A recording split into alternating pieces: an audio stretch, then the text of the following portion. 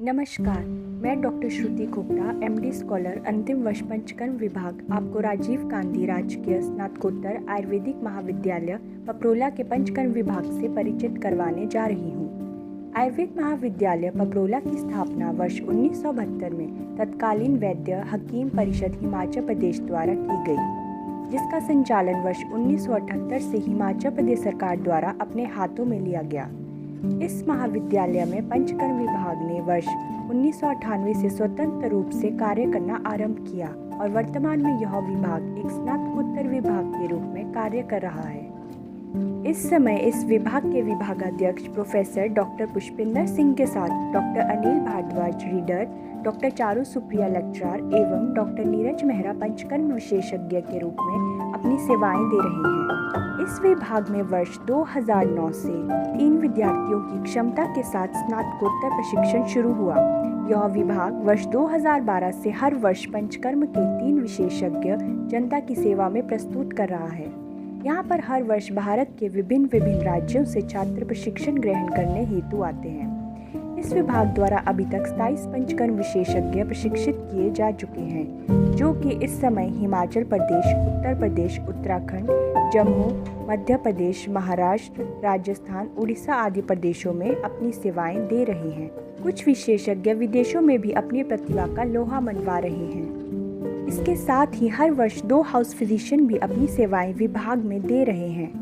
वर्ष 2021 से पंचकर्म विभाग का स्तरोन्नत करते हुए इसमें स्नातकोत्तर छात्रों की प्रवेश क्षमता को बढ़ाकर 3 से 4 कर दिया गया है। समय समय पर इस विभाग में हिमाचल प्रदेश सरकार के आयुर्वेद चिकित्सा अधिकारियों और पैरामेडिकल स्टाफ के साथ पर्यटन विभाग के कर्मचारियों को भी प्रशिक्षण करवाया गया है। पंचकर्म विभाग में विशेष रूप से पक्षाघात, अर्थांगवात, आमवात, संधिवात, वातरक्त, वात रोग, माइग्रेन, मधुमेह, उच्च रक्तचाप, सोरियासिस, मोटापा, पीसीओएस, वंध्यत्व आदि रोगों पर पूर्ण आयुर्वेदिक सिद्धांतों पर आधारित शोध कार्य किया जा रहा है, जिसका आशानुरूप लाभ भी प्रदेश की जनता के साथ साथ पड़ोसी राज्य की जनता को भी मिल रहा है।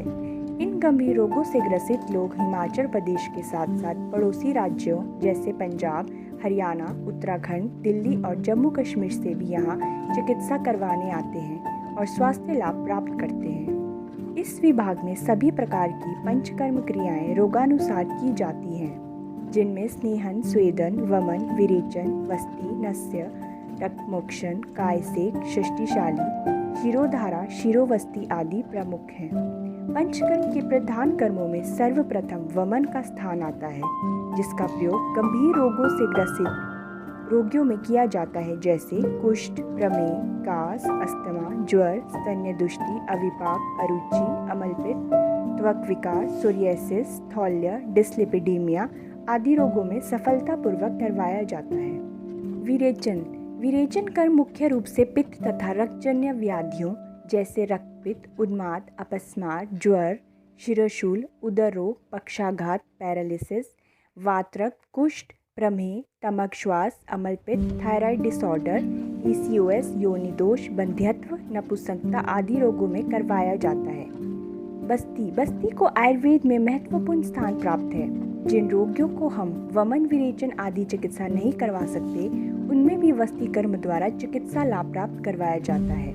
वस्ती वातज रोगों की श्रेष्ठ चिकित्सा होने के साथ साथ पित्तज, कफज, सन्निपातज तथा रक्तज रोगों में भी हितकर है, इसीलिए इसे अर्ध चिकित्सा कहा जाता है। वस्ती मुख्य रूप से वात प्रधान व्याधियों जैसे अद्रंग, कटिशूल, पार्किंसोनिज्म, गठिया रोग, जोड़ों के दर्द, अर्दित, गृध्रसी, सर्वांग रोग, एकांग रोग, मांसक्षय, वात रोग, बांझपन, स्थौल्य, वातरक्त, संधिवात सभी प्रकार के स्त्री रोग में करवाई जाती है। नस्य नासा को शरीर का द्वार कहा जाता है। नासा द्वारा की गई औषध मस्तिष्क में पहुंचकर और व्याप्त होकर व्याधि उत्पन्न करने वाले दोषों को बाहर निकाल देती है। शिरोशूल, अर्दित, कंपवात, पुराना नज़ला, फ्रोजन शोल्डर, सर्वाइकल पेन, असमय बालों का सफ़ेद होना, झड़ना, अनिद्रा, मानसिक विकार, उच्च रक्तचाप, अवसाद, पैरालिसिस आदि रोगों में नस्य करवाया जाता है।